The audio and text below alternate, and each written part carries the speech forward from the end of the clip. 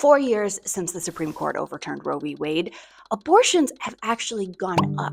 And that is because the way people get them is completely different now. Here's 5 things you need to know to understand this. Number 1, you can now get abortion pills online, even if you live in a state with an abortion ban. And it is this kind of access that has completely changed the way that people get abortions now. Which brings us to number 2. There is a battle over mifepristone. For most medication abortions in the US, 2 types of pills are used. And the first is mifepristone, the second is misoprostol. Let's start with mifepristone. Mifepristone is a progesterone receptor blocker. It stops the growth of the pregnancy. You need progesterone for a pregnancy to continue. Now, it used to be that you could only get mifepristone prescribed in person by a doctor. And then during the COVID pandemic, the FDA removed that in-person dispensation requirement, which is why when the Supreme Court then overturned Roe the following year, you saw all of these telehealth companies and nonprofits start offering these pills by mail, which brings us to number 3, shield laws. Shield laws are executive orders or legislation in blue states like New York and California that are meant to protect doctors who send pills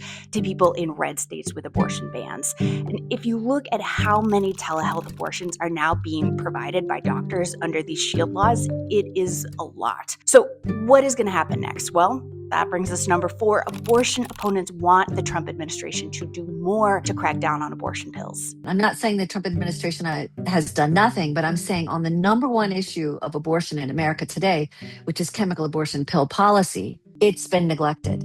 And it's been painfully neglected. This is why states like Louisiana are fighting this in court. They're arguing that being able to send these pills by mail into their states completely undermines their abortion ban. They want the FDA to restrict mifepristone once again and go back to when patients had to get it in person. Number 5, if that does happen, some telehealth providers have a backup plan, which is switching to misoprostol-only regimens. Misoprostol is a prostaglandin E1 analog. It causes uterine contractions and expulsion of the fetus. Now, some studies show that using only misoprostol for an abortion can make it take longer, it can cause more side effects, and it can be less effective. But some telehealth providers say there are ways to manage that, and that when a court made it temporarily illegal to mail mifepristone, the vast majority of patients were okay with getting only misoprostol. They didn't care. Their response was, whatever can get to me fastest. And they trusted us to provide them with a safe, high-quality, evidence-based regimen, which of course is what we would do.